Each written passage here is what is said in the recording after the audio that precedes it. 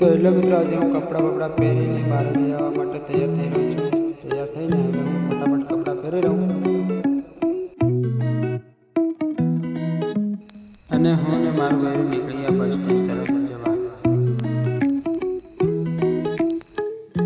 અને bus stand પર પણ આવી ગયા. હવે બસની રાહ જોઈએ.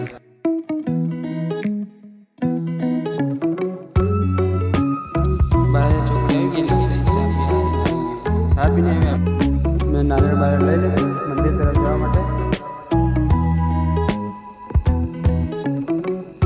અને મંદિર તરફ નજીક પણ આવી ગયા.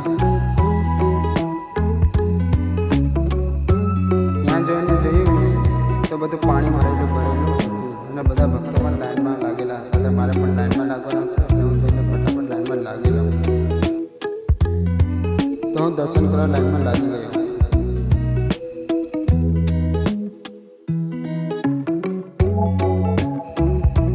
ચેનલ પર નવા આવે ચેનલને સબસ્ક્રાઈબ કરી દો ખાસ કરીને, બરાબર? બ્લોગમાં બન્યા રહેજો. આગળ આપણે મળીએ.